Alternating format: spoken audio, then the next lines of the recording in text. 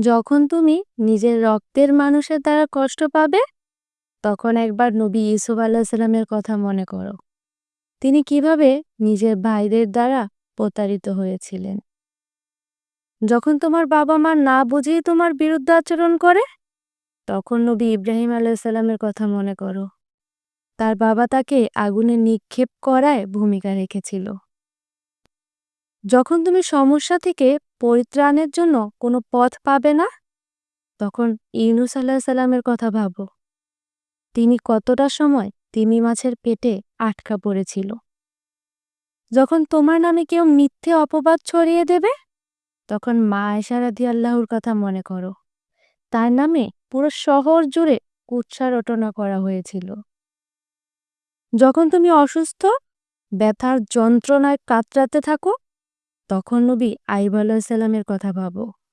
তিনি ভয়ঙ্কর এক ভাইরাসজনিত রোগে আক্রান্ত হয়ে তোমার থেকেও বেশি কষ্ট পেয়েছিল।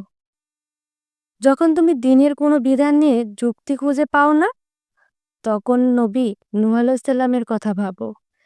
তিনি কোনো প্রশ্ন ছাড়াই মরুভূমিতে নৌকা তৈরি করেছিল। যখন তুমি আত্মীয়-স্বজন, পরিবার, বন্ধু-বান্ধবের কাছে হাসির পাত্রে পরিণত হও, তখন শেষ নবী হযরত মুহাম্মদ সাল্লাল্লাহু আলাইহি সাল্লামের কথা ভাবো। রাসূল সাল্লাল্লাহু আলাইহি সাল্লাম বলেছিলেন, সবচেয়ে বড় পরীক্ষা দিয়েই সবথেকে বড় পুরস্কার আসে। যখন আল্লাহ কাউকে ভালোবাসেন, তখন তাকে পরীক্ষা করেন, এবং যে এই পরীক্ষাগুলো মেনে নেয়, সে আল্লাহর সন্তুষ্টি অর্জন করে। আর যে অভিযোগ করে, সে তার ক্রোধের পাত্র হয়।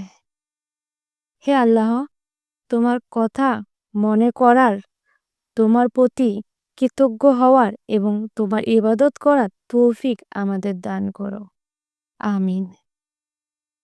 যেভাবেই তুমি সন্তুষ্ট হও, সেভাবেই আমাদের পরিচালিত করো।